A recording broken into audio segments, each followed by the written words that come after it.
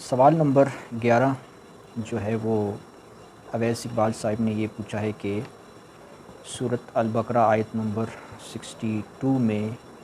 فرمایا ہے کہ جو لوگ ایمان لائے اور جو لوگ جو مومن ہیں اور جو یہودی ہیں اور جو عیسائی ہیں اور جو سابی ہیں تو ان میں سے جو بھی اللہ پر اور آخرت پر ایمان لائے گا اور اچھے عمل کرے گا تو اس کا اجر اسے ملے گا اور اسے کچھ خوف نہیں ہوگا، وہ نہ غم ہوگا۔ تو سوال یہ پوچھا ہے کہ اس آیت میں تو سابی جو ہیں یہ ستارہ پرست لوگ ہیں جو کہ مشرک ہیں، تو مشرکین کے بارے میں بھی کیا یہ ہے کہ وہ بھی ان کا بھی اجر ملے گا، جبکہ قرآن میں تو مشرکین کی شرک کی بڑی مذمت آئی ہے۔ تو دیکھیں اویس اقبال صاحب، یہ جو آیت ہے اس میں تو کہیں نہیں لکھا ہوا کہ سابی جو ہیں وہ ستارہ پرست ہیں۔ اس آیت میں تو پورے قرآن میں کسی جگہ نہیں لکھا ہوا کہ سابی جو ہیں یہ ستارہ پرست ہیں، بلکہ اس آیت میں تو یہ لکھا ہوا ہے کہ بھئی یہ جو ایمان والے ہیں، یہودی ہیں، عیسائی ہیں اور جو سابی ہیں،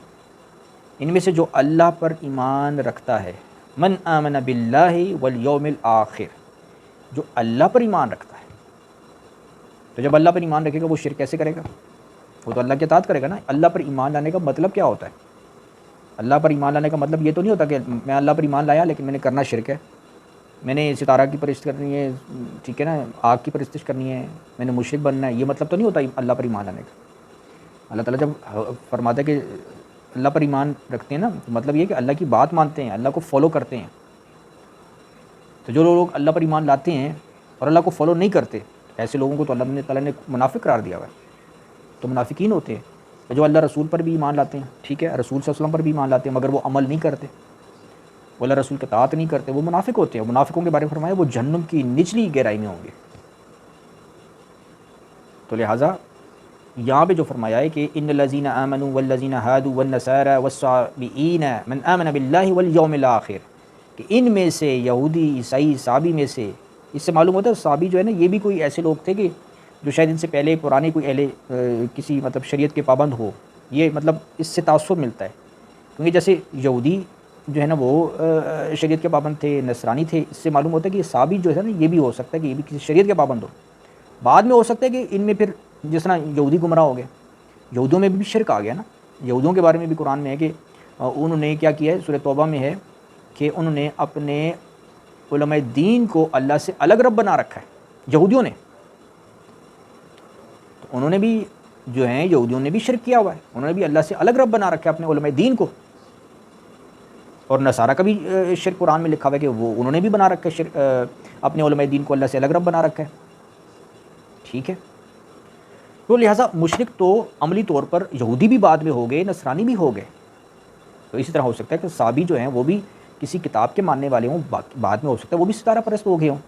کہ کسی تاریخی کتاب میں لکھا گیا ہو کہ بھئی وہ بھی ستارہ پرست ہیں۔ لیکن اس آیت میں واضح طور پر فرما دیا کہ یہودی، نصرانی، سابی،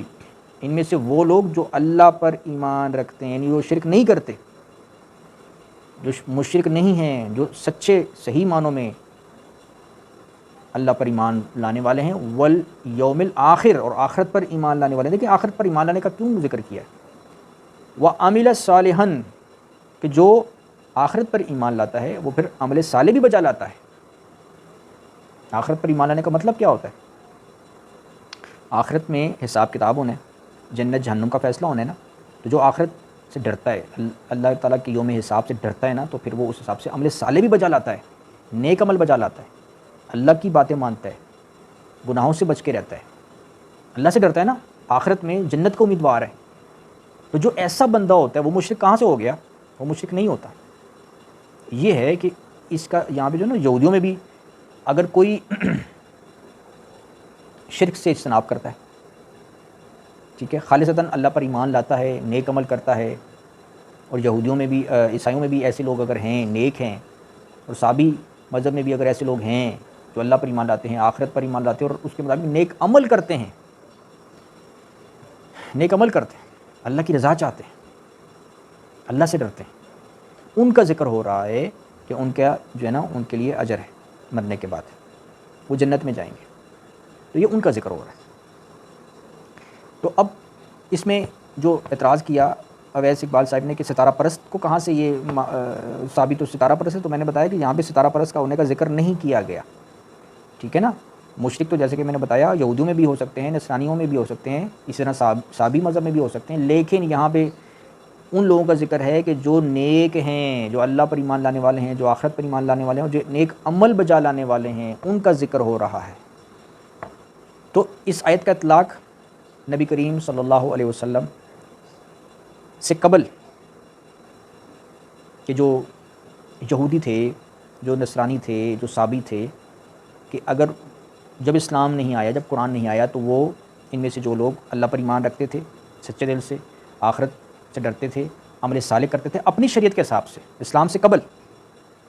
عمل صالح پر قائم تھے، اللہ کی رضا چاہتے تھے، ٹھیک ہے نا۔ اگرچہ کہ شریعتیں بگڑی ہوئی تھیں، لیکن پھر بھی عقل تو انسان کو اللہ نے دی ہوئی ہے نا، اسے پتہ تو چلتا ہے کہ یار یہ ہماری شریعت میں کچھ گڑبڑ ہے، یہاں پہ تو یہ حکم غلط لگتا ہے، یہ صحیح ہے، تو لہٰذا ہم صحیح کو فالو کرتے ہیں، یعنی کسی قدر تقویٰ ان میں تھا، ٹھیک ہے نا۔ ابھی بھی توریت میں ساری کی ساری باتیں تو غلط نہیں ہیں، نیکی کی باتیں بھی بیچ میں موجود ہیں، انجیل میں بھی موجود ہیں، ٹھیک ہے نا۔ تو اس لیے جو صحیح باتیں ہیں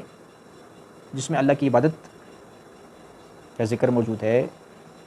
تو ان کو وہ فالو کرتے تھے، اللہ پر ایمان لاتے تھے، آخرت سے ڈرتے تھے، عمل صالح کرتے تھے اسلام سے قبل، تو ان کے لیے اللہ فرماتے ہیں ان کے لیے اجر ہے، تو یہ ان کا ذکر ہو رہا ہے۔